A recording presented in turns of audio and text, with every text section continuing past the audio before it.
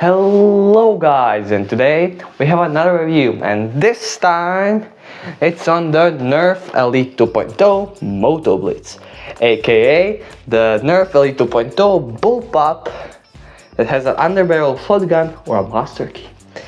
So let's talk about it, starting at the front. And well, it does not have an anti-strike barrel lock because, well, it has this old shotgun, so you can't really put on attachments, which is reasonable. But it does have this nice kind of muzzle that you can put rifle balls into, but can't really fire them because, well, this isn't a sprinkler, so yeah. Under it, you have the 6 exposed barrels that you can put a dart in, and whether you load one or all 6, it will fire all of them at roughly the same performance. To actually prime the blaster, well, you pull back the priming grip or the pump grip because, well, you gotta pump it up 8 times for you to shoot, as it is an air-powered blaster. Meaning when you pump it 8 times, you can shoot 1 or 3 or 2 or 4 or 5 or 6 darts and then fire it. Originally, when you pump it over 8 times, it will start releasing that air so that it doesn't explode. But I modded mine by plugging the hose, and this means that I can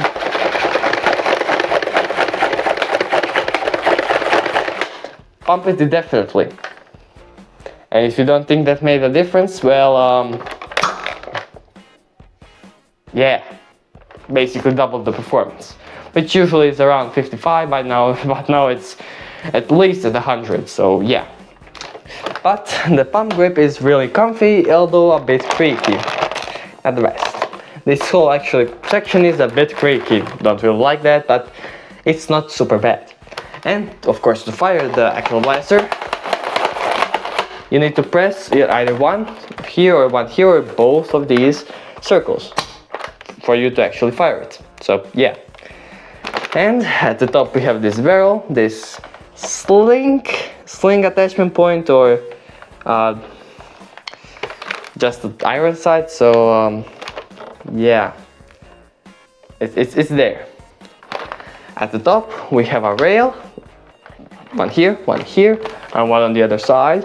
And we have this scope, which is it has a plastic sight, but it's a bit too low, so kind of useless, but it does look cool. And of course you can just look from the rail, although that is pretty tall, but it is still okay. Down to the triggers and everything, but before that, on this side, right here, you pull this one screw out, and then you have a 4 AA battery door, which you just put 4 AA's in. I have rechargeables, but honestly, between freshly charged rechargeables and AA's that are fresh, this performs better with the rechargeables, which is a bit weird, but I guess it is good. So yeah.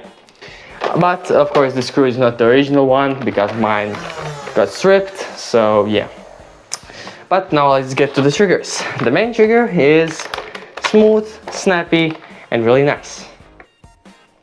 But also, you can't really hear that because, well,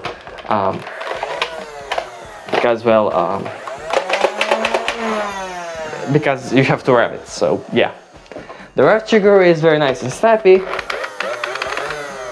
and it is also a bit wobbly for some reason, which is kind of dumb. But it is a con, not a big one though. And the rev up time is actually pretty good. I freshly recharged this one, but still that is a pretty good rev up time. Now to the grip. The grip is actually really good.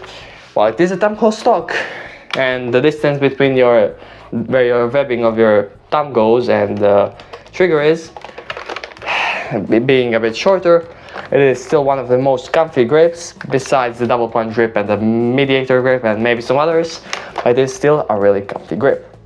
The stock is almost the perfect length, but I like my stocks a bit shorter, especially on blasters like this. It's really comfy. Although your front grip is a bit low, it is still pretty comfy, and the ergonomics on this are amazing. And because this is a bullpup, meaning that the flywheels or the thing that shoots your blaster is actually below your trigger. This usually means that you have a longer barrel, thus meaning it will get higher performance, which blasters that are spring powered and have a full steel barrel like the long shot and the Fury X from X Shot do get more performance. Well, this is a flywheeler, so it's kind of the opposite, but the performance is still pretty good. We'll talk about it later though. And what's the mag insertion and the operation of this blaster?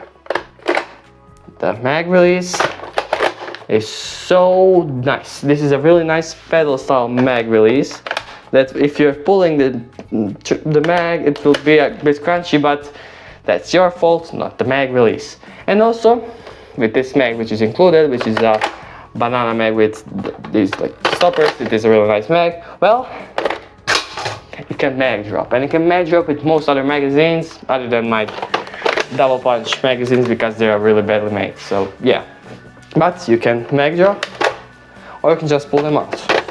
And while it is a bullpup, so it's a bit weird, it is still really nice.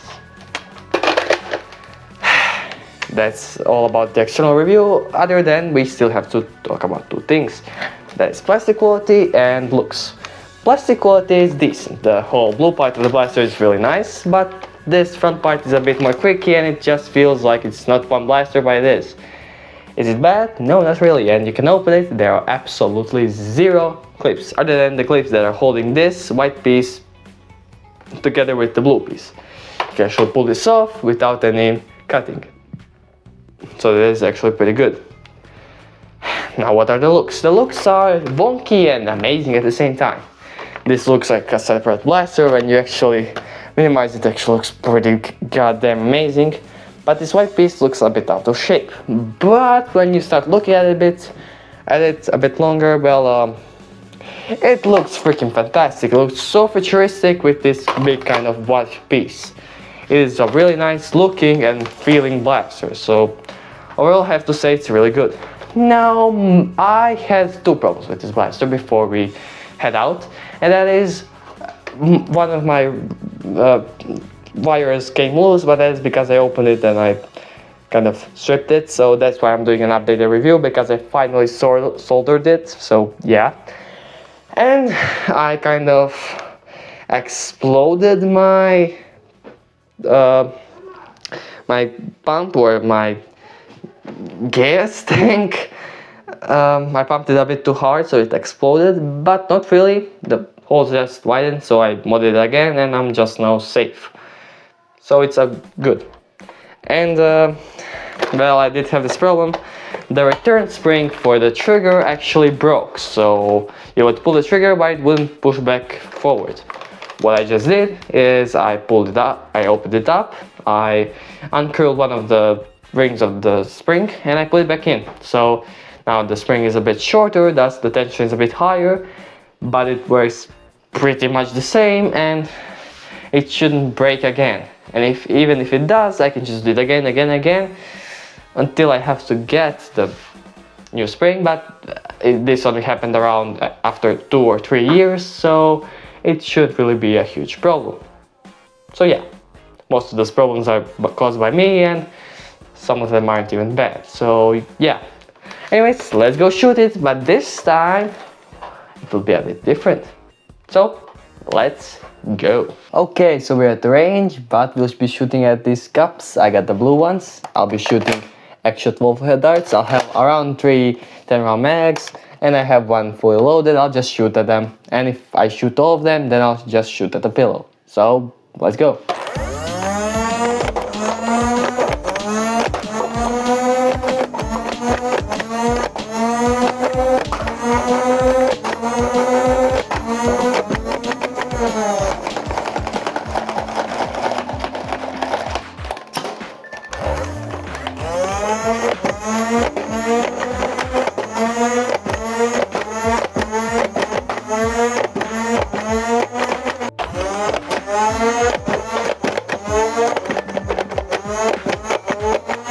So, as you could see there, yeah, that was fun.